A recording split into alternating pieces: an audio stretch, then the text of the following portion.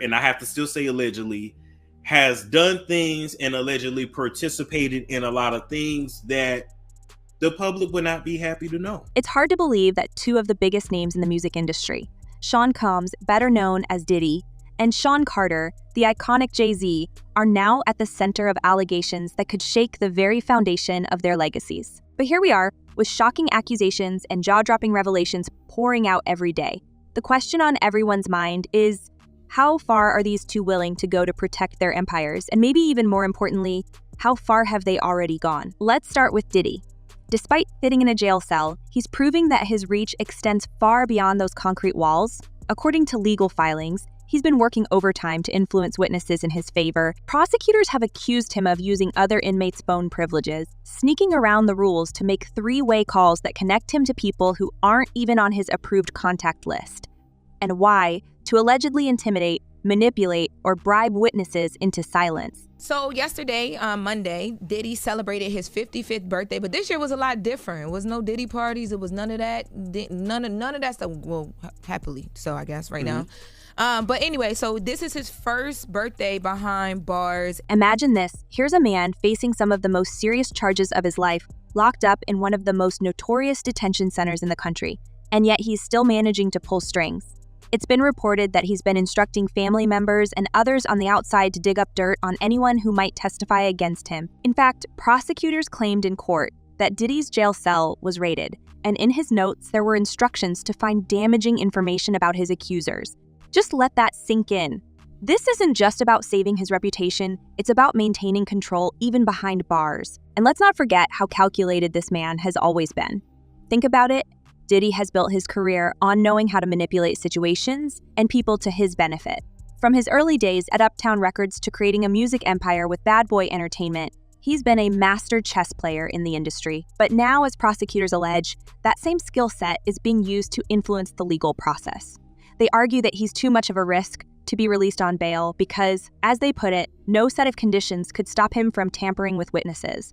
And honestly, they might have a point. What prosecutors were arguing is not only does your client pose a flight risk, because obviously he's incredibly wealthy, has access to planes and a lot of staff, even though you said he turned over his passport to you months ago, they were also worried about him being able to interfere with witnesses and calling them. Prosecutors don't just claim he's contacting people. They've laid out exactly how he's doing it. According to court documents, Diddy has been using the accounts of at least 8 other inmates to make calls. He's reportedly paying these individuals to give him access to their phone privileges, so he can bypass the system and speak to people he wouldn't otherwise be allowed to contact. And these aren't casual conversations either. The prosecution claims these calls include coded instructions to intimidate witnesses or offer them incentives to either stay quiet or possibly change their stories. This isn't just bending the rules, it's completely smashing them. But here's the kicker. Even when his lawyers told him to stop, he apparently didn't listen.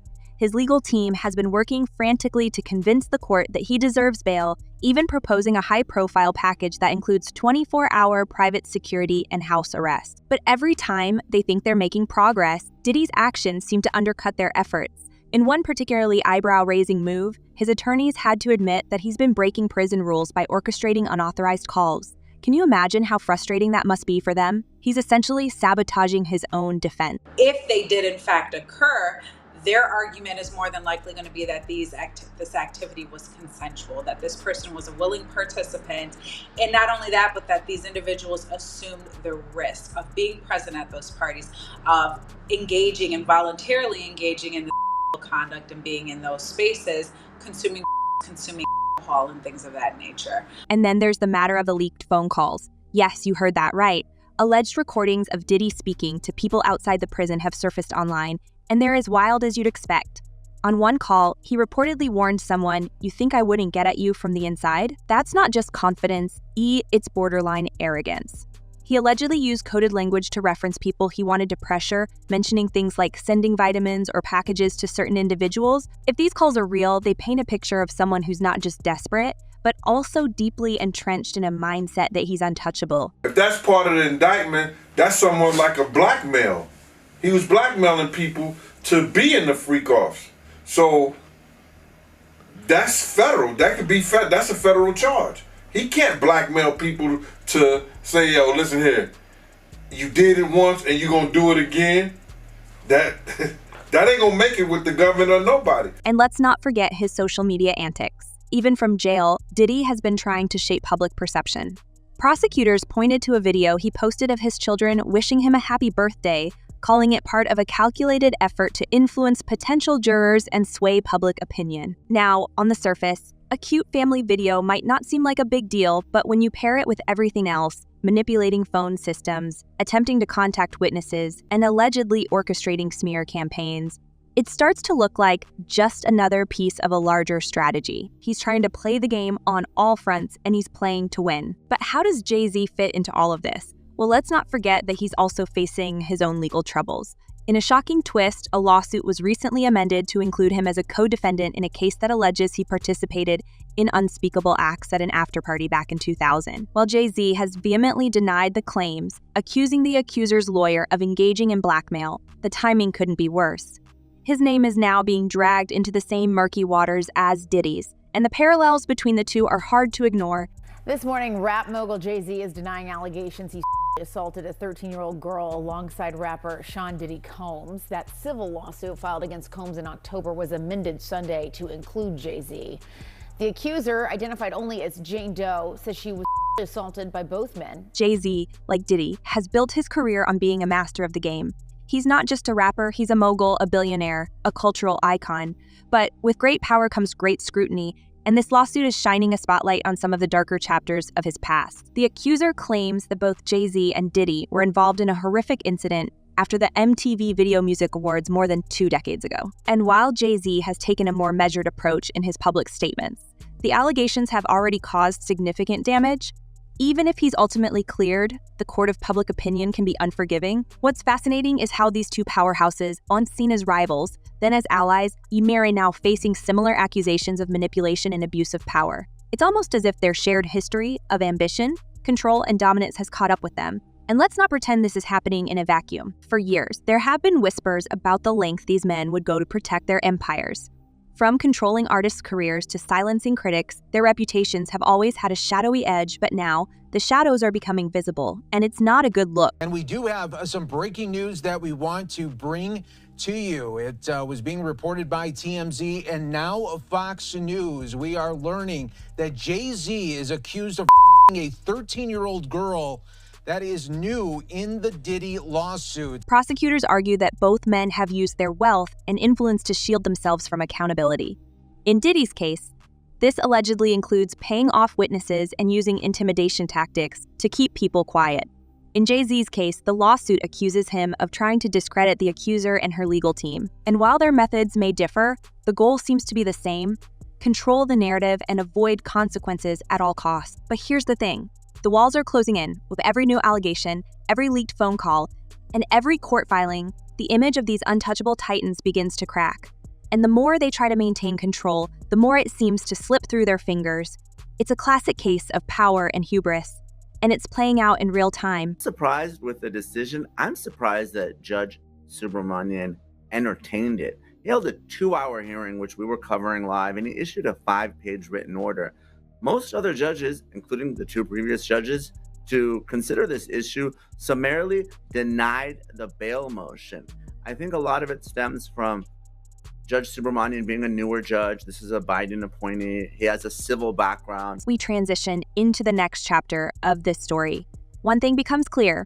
These accusations aren't just about what happened in the past. They're about how these men continue to wield their power in the present. From their early days in the music industry to their current legal battles, Diddy and Jay-Z have always been larger than life. But now, for the first time, they're being forced to confront a reality where their influence might not be enough to save them. And that, perhaps, is the most shocking twist of all. Jay-Z and Diddy, two titans of the music industry who once dominated the charts and boardrooms alike, are finding themselves entangled in a web of controversies, lawsuits, and public scrutiny. But their story didn't begin here, with courtrooms and allegations. To understand the magnitude of their current situation, you have to go back to the very start, when these two were just ambitious young men navigating a ruthless industry. Their rise to power wasn't just about talent. It was about strategy, connections, and, as some would say, cutting corners in ways that are now coming back to haunt them. Welcome to Popcorn Planet's The Interview, the series where we get in depth with amazing people, and I'm so honored to have this special guest with us here. Precious Muir, welcome to the show. How are you doing? I'm good. How are you, my love? I'm great. I'm so happy to have you here. I'm making sure I center you a little bit more. There we go. So honored to have you here. You have some stories to tell. You've survived the white parties. Let's rewind to the mid-1990s, a pivotal time in hip-hop. Jay-Z was a hustler turned rapper who, with his sharp lyrics and cooler-than-cool persona, quickly earned respect in the game. Meanwhile, Diddy, still Puff Daddy at the time, was already making waves as a producer and entrepreneur. He had an eye for talent, a knack for marketing, and an unmatched ability to create spectacle. The two were on parallel paths, each building their empires brick by brick. And while they weren't exactly best friends back then, they certainly knew each other, often crossing paths in the tight-knit New York music scene. Diddy's rise was explosive. By the time he founded Bad Boy Records in 1993, he had already cultivated a reputation for being ambitious, determined, and, yes, a little ruthless. He signed artists like the Notorious B.I.G., whose 1994 album solidified Bad Boy as a powerhouse. Diddy wasn't just a background figure. He was front and center in the music videos, ad-libbing on tracks, and throwing lavish parties that became the stuff of legend. But even in those early days, there were whispers about how he ran his business. Rumors swirled that he was quick to cut people off, that his contracts were ironclad in his favor, and that he had no problem stepping on others to climb higher. Jay-Z, on the other hand, played the long game. He didn't release his debut album, Reasonable Doubt, until 1996, and even then it was more of a critical success than a commercial one. But Jay-Z had something that set him apart, an uncanny ability to adapt, evolve, and seize opportunities. By 1997, he co-founded Rockefeller Records with Damon Dash and Kareem Bigsburg, positioning himself not just as an artist, but as a businessman. "I'm not a businessman, I'm a businessman," he famously said years later, and it wasn't just a clever line. It was the truth. As their careers took off, so did the drama. Diddy's flashy, larger-than-life persona clashed with Jay-Z's more calculated, understated approach. They were competitors in every sense of the word, vying for chart dominance, cultural relevance, and most importantly, power. But despite their differences, they shared one key trait: an unrelenting drive to win no matter the cost. And it's that drive, the willingness to do whatever it takes, that some now say laid the foundation for their current troubles. Everyone keeps saying to me, like, how did you keep, why did you keep going? Why were you there? I'm like, it literally is around me. If I don't stay at home, this is the atmosphere I'm in. Like, I have no choice. By the late 1990s, both men were running the industry in their own ways. Diddy had turned Bad Boy into a hit factory, churning out singles that dominated radio and clubs, but his success wasn't without controversy.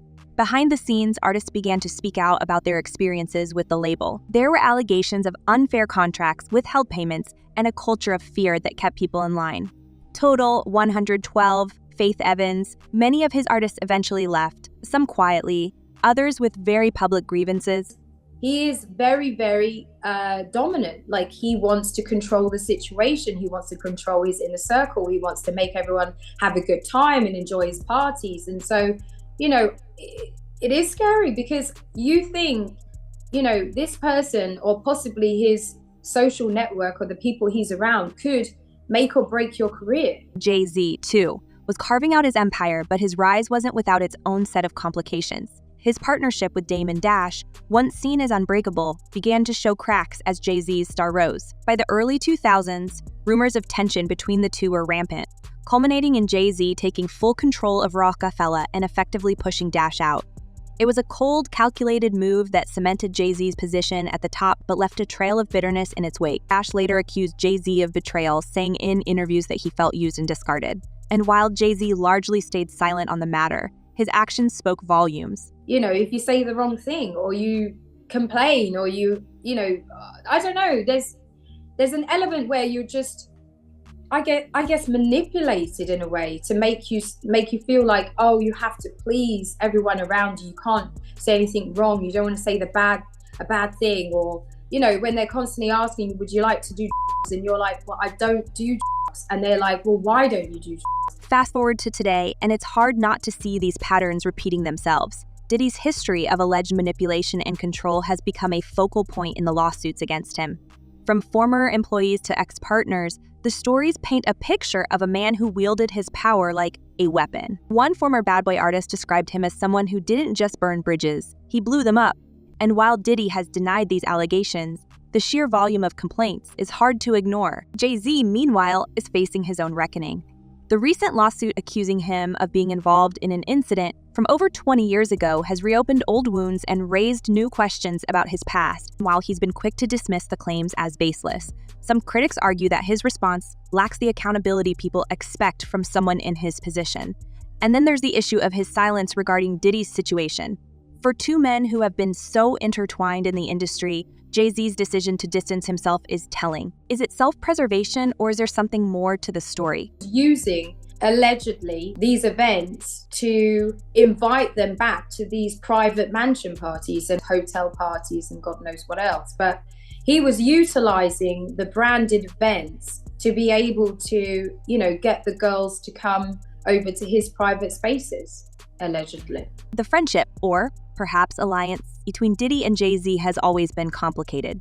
They've collaborated on projects, supported each other publicly, and even partied together at some of the most exclusive events in the world. But behind the scenes, insiders say their relationship has been marked by competition, mistrust, and, at times, outright hostility. One source described them as two sides of the same coin, each driven by a need to be the best but wary of the other's intentions. And now, with both facing legal battles that could define their legacies, their paths have converged in ways neither could have anticipated. It's worth noting that this isn't the first time their names have been linked to controversy. Over the years, both have been accused of using their influence to silence critics and control narratives. From Diddy's alleged efforts to intimidate witnesses to Jay-Z's reported attempts to discredit accusers, the parallels are striking. And while their methods may differ, the result is the same. A growing chorus of voices demanding accountability. I agree, and the risk of flight was always going to be a tough argument for the government because obviously Combs voluntarily came to New York. He surrendered his passports through his lawyer. He could have fled after the March raids of his Miami and Los Angeles homes, but he didn't. He has access to 2 private jets. I think it was a tougher argument. I know the government made the argument, but clearly the best argument was the dangerousness and the witness tampering. They had much more evidence. What's especially fascinating is how the public perception of these two men has evolved. For years, they were celebrated as trailblazers, proof that you could rise from humble beginnings to unimaginable success. They were more than musicians, they were symbols of resilience, ingenuity, and the American dream. But now, as these allegations come to light, that narrative is being challenged. People are starting to ask uncomfortable questions about what they were willing to do and who they were willing to hurt to get to the top. And let's not forget the impact this is having on the industry as a whole. For years, Diddy and Jay-Z were gatekeepers, controlling access to opportunities and shaping careers.